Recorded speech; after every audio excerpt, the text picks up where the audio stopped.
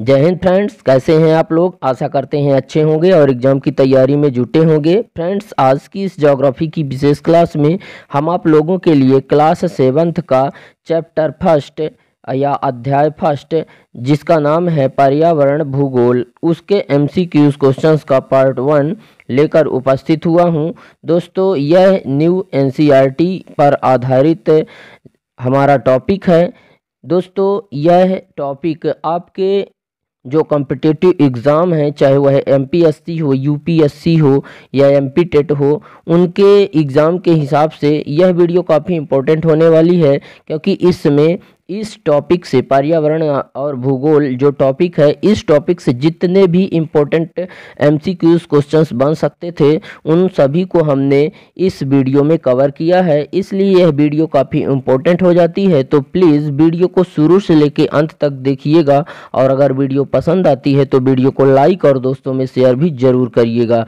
तो चलिए दोस्तों, बिना किसी देरी के वीडियो को स्टार्ट करते हैं और देखते हैं अपना पहला प्रश्न।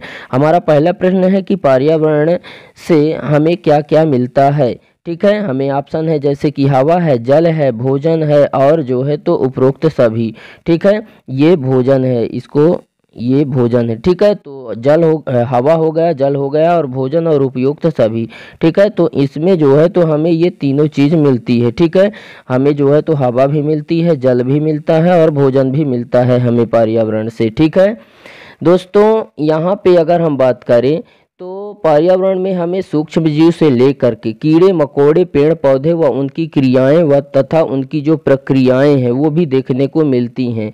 इसमें हमें अजैविक व जैविक चीज़ें भी देखने को मिलती हैं। अजैविक चीज़ों में अगर हम बात करें तो जैसे अजैविक चीज़ क्या क्या होती हैं, तो जैसे अजैविक चीज़ों में हम देखें जितनी भी अजैविक चीज़ें होती हैं, ठीक है, तो अजैविक चीज़ों में हमें क्या क्या देखने को मिल जाएगा। इसमें मिल जाएगा जैसे कि चट्टानें हो गई। ठीक है, चट्टानें हो गई, चट्टानों के अलावा जो है तो बांध हो गए। ठीक है, चट्टानें हो गई, बांध हो गए। ठीक है, बांध, नदी, हवा, ये सब जो है तो अजैविक में आते हैं। जबकि अगर हम जैविक की बात करें तो जैविक में हमें क्या क्या देखने को मिल जाएगा। जैविक में हमें पर्यावरण से देखें तो पेड़ पौधे हो गए। ठीक है, जीव जंतु, इसके अलावा जो है तो मनुष्य, ये भी पर्यावरण के अंतर्गत ही आता है। ठीक है, तो इस प्रकार से जैविक व अजैविक चीज़ें प्राप्त होती हैं। उसके अलावा जो है तो वनों से हमें प्रत्यक्ष व अप्रत्यक्ष लाभ प्राप्त होते हैं। ये प्रत्यक्ष और अप्रत्यक्ष, ये भी हमें वनों से ही प्राप्त होते हैं। वन भी एक पर्यावरण के अंतर्गत आता है। ठीक है, प्रत्यक्ष व अप्रत्यक्ष। ठीक है, प्रत्यक्ष व अप्रत्यक्ष। तो प्रत्यक्ष में जैसे कि कहने का मतलब क्या क्या हो जाएंगे। जो प्रत्यक्ष का मतलब होता है एकदम जो है तो साक्षात रूप में जो हमें प्राप्त होता है। क्या क्या साक्षात रूप में हमें प्राप्त होता है, जिसको हम जो है तो छू कर, देख कर या खा कर भी अनुभव कर सकते हैं। जैसे कि फल फूल। ठीक है, फल फूल, जलाऊं लकड़ी,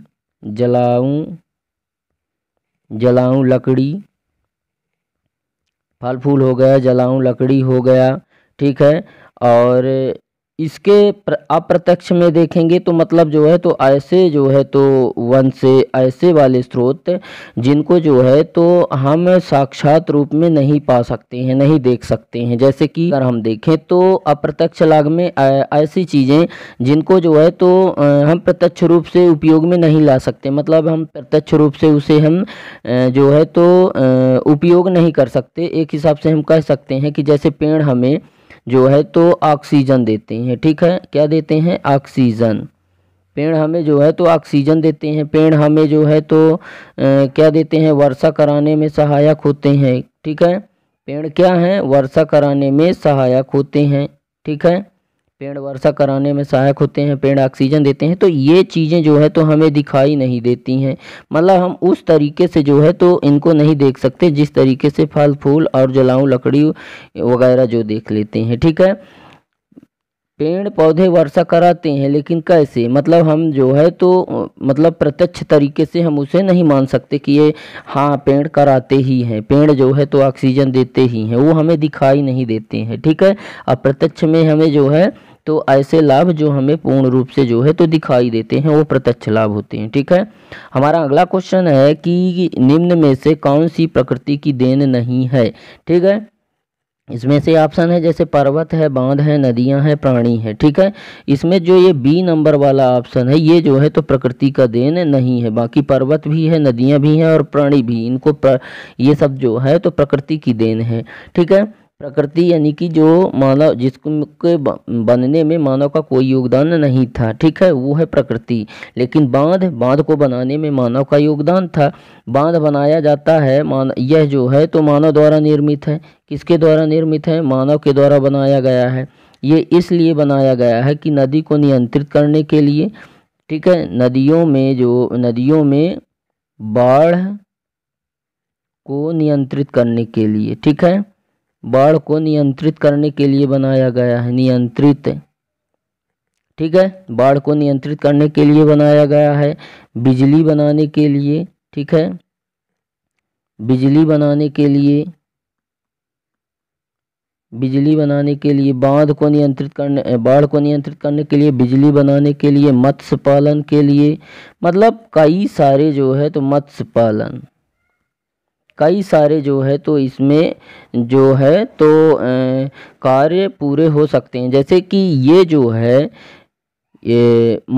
बांध, यह जो है तो एक बहुउद्देशीय परियोजना के अंतर्गत आता है। मतलब इसका उद्देश्य एक रहता था कि बिजली बस बनाना, लेकिन यह बाढ़ को भी नियंत्रित कर देता है और बिजली बनाने में भी उपयोग में आ जाता है और मछली पालन में भी आ जाता है। और ज़रूरत पड़ने पर अगर बिजली बनाने से बचा हुआ है जल, तो जल को नहरों के माध्यम से जो है तो किसानों तक पहुंचाकर सिंचाई के काम में भी यह इस बांध का जो है तो जल उपयोग में आ जाता है, ठीक है। इसलिए जो बांध है वह मानव निर्मित है, ठीक है। उसके बाद हमारा जो अगला क्वेश्चन है, क्वेश्चन नंबर 3 है कि मानव निर्मित संसाधन कौन कौन से हैं, ठीक है। जैसे घर है, कपड़ा है, किताब है, ये तीनों ही संसाधन मानव निर्मित हैं, ठीक है। इनको जो है तो मानव ने बनाया है, ठीक है, मानव निर्मित है। दोस्तों संसाधन क्या होता है? अगर हम यह बात करें तो संसाधन कोई एक वस्तु है। क्या है? कोई एक जो है तो वस्तु है। संसाधन क्या है? कोई एक वस्तु है, वो भी जो है तो ऐसी वस्तु जो उपयोगी और मूल्यवान होती है, ठीक है। कैसी वस्तु? जो उपयोगी और मूल्यवान होती है, वही जो है तो क्या है? संसाधन है, जो उपयोगी और मूल्यवान है।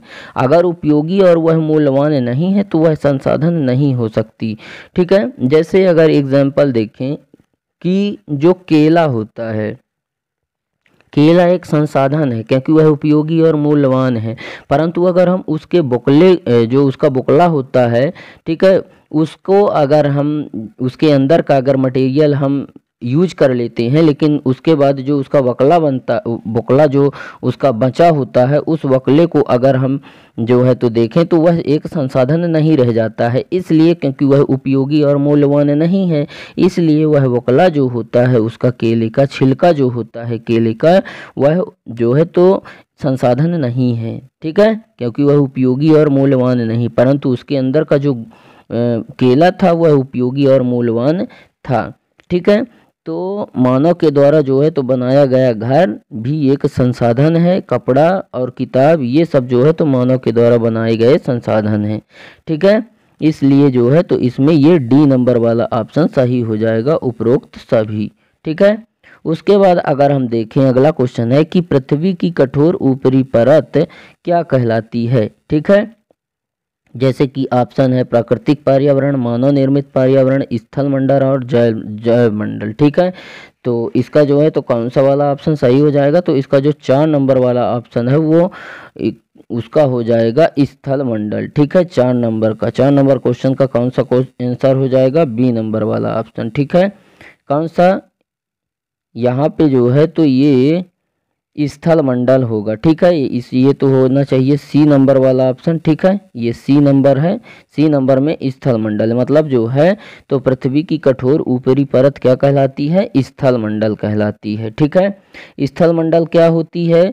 मतलब जो है तो यह इसमें कई सारी प्लेटें होती हैं, जैसे कि कहने का मतलब यह पृथ्वी है। ठीक है, और इसमें जो है तो ये वाली जो परत है यह जो है तो मेंटल परत है, और ये वाली जो है तो ये कौन सी है? ये क्रोड है। ठीक है, तो इसमें जो है तो बहुत सारा गाढ़ा पदार्थ भरा होता है यहाँ पे, और यहाँ पे जो है तो रेडियो एक्टिव तत्व होते हैं। ठीक है, और अगर हम बात करें इस वाली की भूप्रपटी में कई सारी जो है तो यहाँ पे इस तरह की जो है तो प्लेटें होती हैं। इन प्लेटों पर जो है तो अपन लोग निवास करते हैं। ठीक है, ये प्लेटें होती हैं जहाँ पर जो है तो हम लोग निवास करते हैं। ठीक है, तो ऊपरी पृथ्वी की जो कठोर ऊपरी परत है वो स्थल मंडल कहलाती है। ठीक है, जहाँ पर जो है तो हम रहते हैं, कृषि कार्य करते हैं। ठीक है, कंपनी कारखाने वगैरह जो है तो लगे हुए हैं। ठीक है, रेलवे ट्रैक बिछा हुआ, मतलब हर एक जो है तो काम हम पृथ्वी की ऊपरी परत जो भूप्रपटी है यहीं पर जो है तो करते हैं। भूप्रपटी यानी कि ठीक है, भूप्रपटी यानी कि स्थल मंडल। ठीक है, यहीं पे जो है तो हम अपना सारा जो है तो काम करते हैं। ठीक है, घर बनाते हैं। ठीक है, यहाँ पर कृषि करते हैं। ठीक है, और भी सारे कार्य। ठीक है, इसलिए स्थल मंडल इसका सही हो जाएगा। अगला है हमारा कि पृथ्वी पर जीवन को संभव बनाने वाले कारक कौन कौन से हैं? ठीक है, इनमें ऑप्शन है जैसे स्थल मंडल, जल, वायु। ठीक है, स्थल, जल और वायु। ठीक है, पृथ्वी पर जीवन को संभव कौन बनाते हैं? स्थल, जल, वायु और एक है सभी सामूहिक रूप से। ठीक है, तो कौन बनाते हैं? तो सभी सामूहिक रूप से। इसका डी नंबर वाला ऑप्शन सही हो जाता है। ठीक है, पृथ्वी पर जीवन को संभव कौन बनाता है? स्थल, जल और वायु। इन तीनों के बिना पृथ्वी पर जो है तो जीवन संभव नहीं है। ठीक है, अगर मान लेते हैं कि स्थल नहीं होगा तो आप रहेंगे कहाँ? ठीक है, कृषि कार्य कहाँ करेंगे? जीवन यापन कैसे करेंगे? अगर जल नहीं होगा तो आप जल के बिना भी जीवित नहीं रह सकते हैं। जल भी जो है तो आपके जीवन के लिए जो है तो बहुत महत्वपूर्ण है। वायु, जल के बिना आप रह सकते हैं, स्थल के बिना तो नहीं रह सकते। वायु के बिना भी आप जो है तो 1 मिनट नहीं रुक सकते। ठीक है, अगर आपको 1 मिनट वायु नहीं मिलेगी तो आप परेशानी में आ जाएंगे। ठीक है, तो इस तरह से जो है तो पृथ्वी पर जीवन को संभव बनाने वाले कारकों में स्थल, जल और वायु ये तीनों ही सामूहिक रूप से महत्वपूर्ण हैं। ठीक है, अगला हमारा क्वेश्चन है कि वस्तु विनिमय पद्धति का क्या अर्थ है? ठीक है, इसमें जो है तो ऑप्शन हो जाता है 6 नंबर का जो है तो वस्तु विनिमय पद्धति का क्या तात्पर्य है? तो इसमें से जैसे अदला बदली का व्यापार, वस्तु विनिमय, वस्तुओं का आयात, वस्तुओं का निर्यात और वस्तुओं का निर्माण। ठीक है, वस्तुओं का जो निर्माण है ना ये आ जाएगा द्वितीयक क्रियाकलाप में, और वस्तुओं का जो है तो निर्यात का मतलब होता है दोस्तों कि अपने पास उत्पादित वस्तु का दूसरे देशों में या दूसरे जगहों पर जो है तो बेच देना निर्यात कहलाता है। और आयात का मतलब होता है कि अपने देश में या अपने जो है तो पास जो भी वस्तुओं की कमी होती है उन वस्तुओं को मंगा लेना ही, बाहर या विदेश से मंगाना ही आयात कहलाता है। और अदला बदली का व्यापार ये वाला ऑप्शन सही हो जाता है। इसमें जो ए नंबर वाला ऑप्शन है ये सही हो जाता है। ठीक है, मतलब जो है तो वस्तु विनिमय पद्धति यानी व्यवस्था, वस्तु विनिमय का मतलब ही होता है वस्तुओं का आदान प्रदान। ठीक है, क्योंकि जो है तो वस्तुओं का आदान प्रदान ही व्यापार कहलाता है। ठीक है, हमारा अगला क्वेश्चन है 7 नंबर का कि जो कुछ भी आप अपने आसपास देखते हो उसे क्या कहा जाता है? ठीक है, उसे पर्यावरण, वातावरण, पारितंत्र, इनमें से कुछ भी नहीं। ठीक है, तो क्या कहा जाता है? इसका जो है तो पर्यावरण। ठीक है, इसमें से जो भी हमारे आसपास जो मौजूद है, हवा है, पेड़ पौधे हैं, जीव जंतु हैं, पशु हैं, मानव हैं, वो सब पर्यावरण है। ठीक है, पर्यावरण के एक महत्वपूर्ण अंग माने जाते हैं। ठीक है, और वो सब जो है तो अपनी पारिस्थितिक संतुलन बनाए रखते हैं। ठीक है, अगर ये सब नहीं होंगे पर्यावरण में तो जीवन जीना बहुत कठिन हो जाएगा। जैसे कहने का मतलब कि अगर जैसे कि पृथ्वी पर जो है तो अगर चूहा और खरगोश न होते, ठीक है, चूहा अगर खरगोश न होते, कब, अगर घास न होती तब, ठीक है, अगर ये घास न होती तो चूहा और खरगोश न होते, क्योंकि चूहा और खरगोश जो है वो घास ही खाते हैं, ठीक है। तो ये लोग जो है, ये जो चूहा और खरगोश है, अगर घास ना होती तो ये ना होते, ठीक है। और अगर चूहा और खरगोश ना होते तो उधर शेर और सर्प ना होता, क्योंकि वो हमेशा मांस खाते हैं और मांस वो इन्हीं का खाते हैं, तो इनका होना और फिर मरना बहुत ज़रूरी है, ठीक है। यही जो है तो प्रकृति का संतुलन बनाए रखते हैं, ठीक है। तो जो भी कुछ हम अपने आसपास देखते हैं, ठीक है, जीव जंतु पशु पक्षी मानव, ये सब जो है तो पर्यावरण के अंतर्गत आते हैं, ठीक है। अगला हमारा क्वेश्चन है कि पर्यावरण यानी एनवायरमेंट शब्द की उत्पत्ति किस शब्द से जो है तो हुई है, ठीक है। तो फ्रेंच शब्द एनवायरोनेर, ठीक है, एनवायरोनेर, ठीक है, यानी कि ए नंबर वाला ऑप्शन इसका सही हो जाता है। इस शब्द से जो है तो पर्यावरण के इंग्लिश शब्द एनवायरनमेंट की उत्पत्ति हुई है, ठीक है। अगला हमारा क्वेश्चन है, क्वेश्चन नंबर जो 9 है वो है पर्यावरण के कितने घटक हैं। जो है तो मुख्य रूप से 4 घटक होते हैं। इसका जो है तो बी नंबर वाला ऑप्शन सही है। कितने घटक होते हैं? 4 घटक होते हैं। कौन कौन से? वायुमंडल, जैवमंडल, स्थलमंडल और जलमंडल, ठीक है। कौन कौन से? वायु जीव,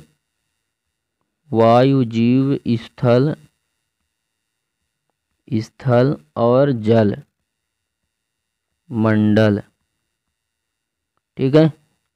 वायुमंडल, जीवमंडल, स्थलमंडल और जलमंडल। कुछ वैज्ञानिक इन घटकों में सौर ऊर्जा को भी स्थान देते हैं। रोजमर्रा के आवश्यक वस्तुओं और सेवाओं के लिए हम अपने पर्यावरण पर निर्भर करते हैं। कई प्राकृतिक संसाधन जैसे हवा, पानी, खनिज के साथ साथ जलवायु और ऊर्जा भी हमें अपने पर्यावरण में ही मिलते हैं, ठीक है। हमारा अगला क्वेश्चन है कि पर्यावरण के घटक कौन कौन से हैं, ठीक है। इसमें ऑप्शन है प्राकृतिक घटक, मानव निर्मित घटक, काय और खा, दोनों इनमें से कोई नहीं, ठीक है। तो इसका कौन सा वाला ऑप्शन सही हो जाएगा? तो इसमें जो है तो जो ये का और खा दोनों है, ठीक है। पर्यावरण के घटक प्राकृतिक पर्यावरण और मानव निर्मित जो है तो पर्यावरण, यानी कि इसका जो है तो सी नंबर वाला ऑप्शन सही हो जाता है, ठीक है। कौन कौन से? प्राकृतिक घटक और मानव निर्मित घटक दोनों है, ठीक है।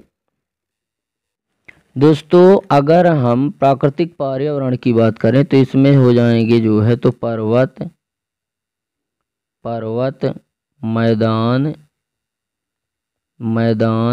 पर्वत हो गए, मैदान हो गया, और नाले हो गए,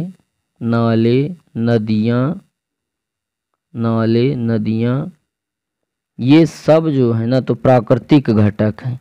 अब मानव निर्मित, जिनको मानव बनाया है, जैसे बांध हो गया, नहर हो गया, तालाब हो गया, ठीक है, तालाब, ये सब जो है तो मानव निर्मित घटक हैं, ठीक है। पर्यावरण के कैसे घटक हैं? मानव निर्मित घटक हैं।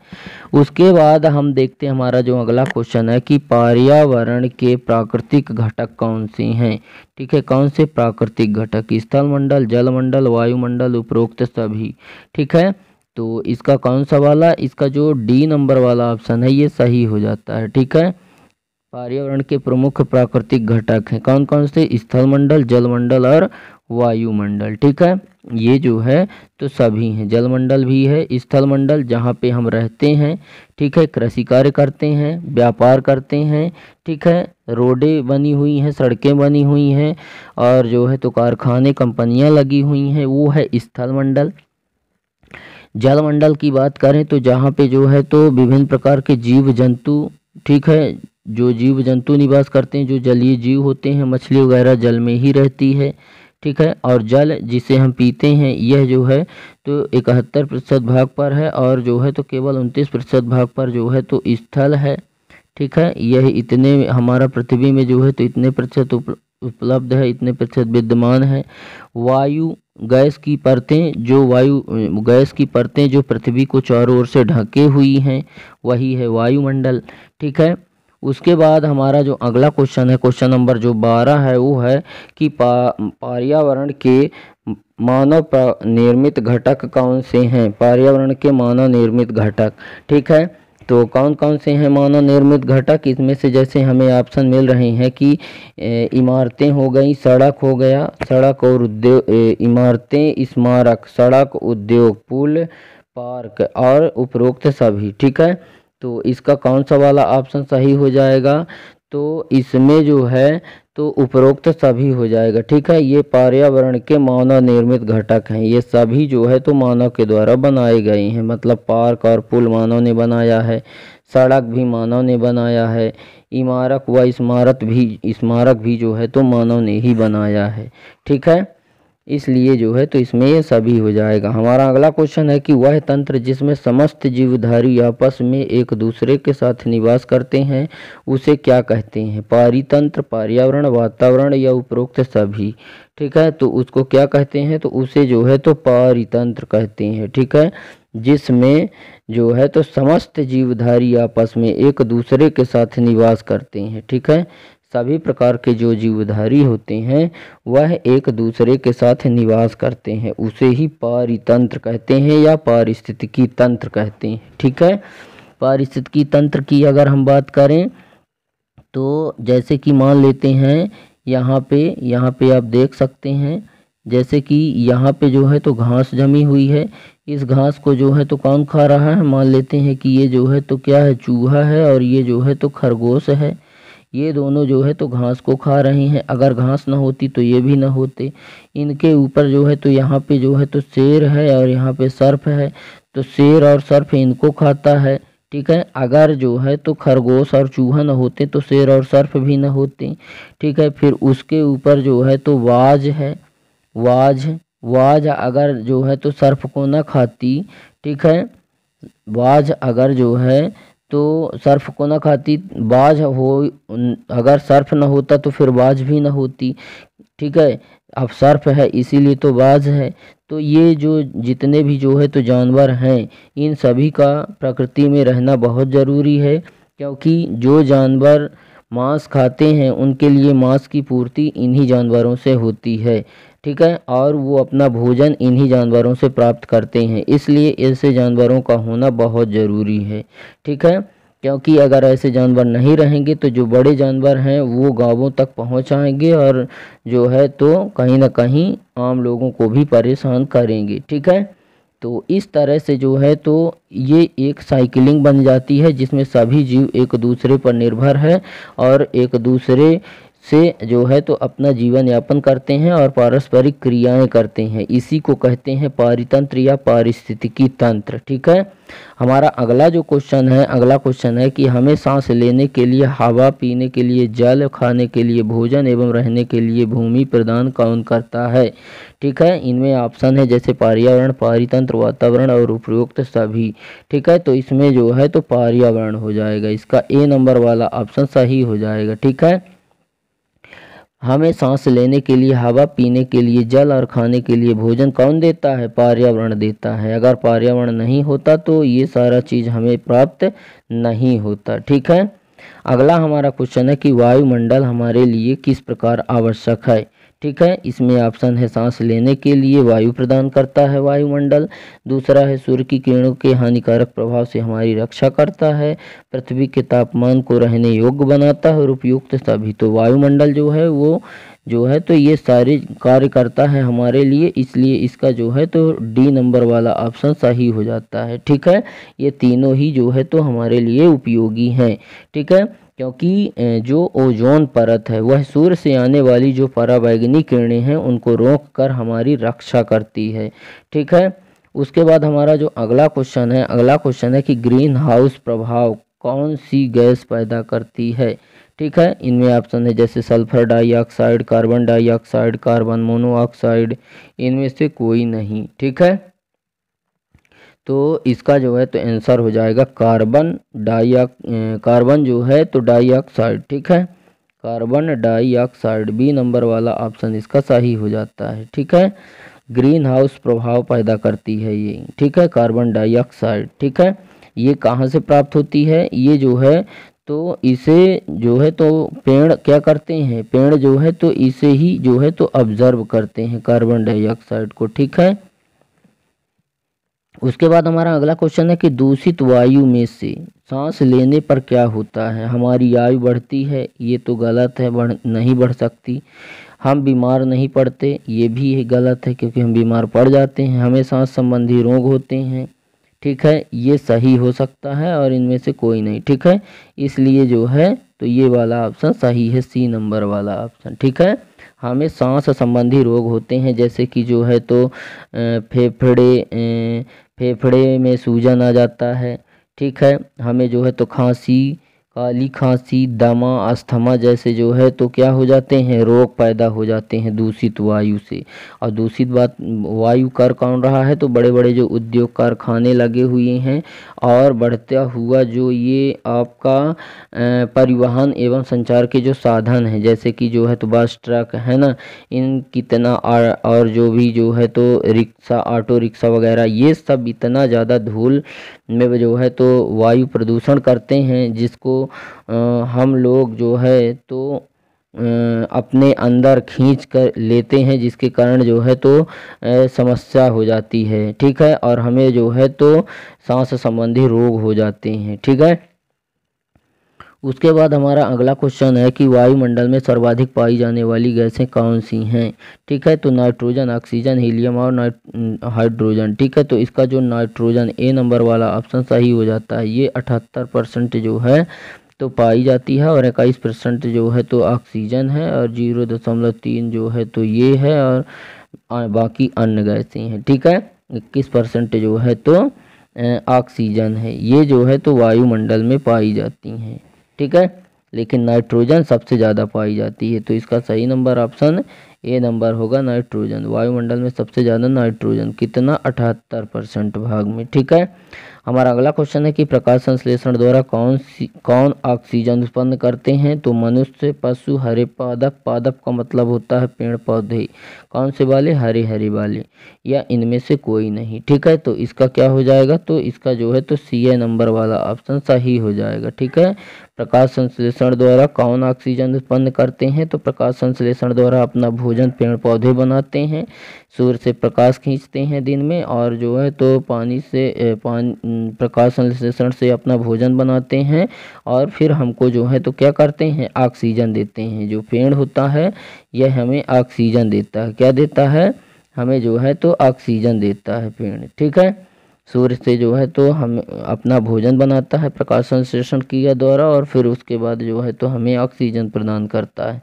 ठीक है, हमारा जो है तो अगला क्वेश्चन है कि हरे पादप अपने भोजन के रूप में किसका प्रयोग करते हैं, जो हरे बड़े पेड़ पौधे होते हैं किसका करते हैं, तो इसमें ऑप्शन है कार्बन डाइऑक्साइड का, ऑक्सीजन का, आर्गन का और नाइट्रोजन का। तो किसका करते हैं, तो कार्बन डाइऑक्साइड का करते हैं, इसे जो है तो पेड़ ही ऑब्जर्व करते हैं।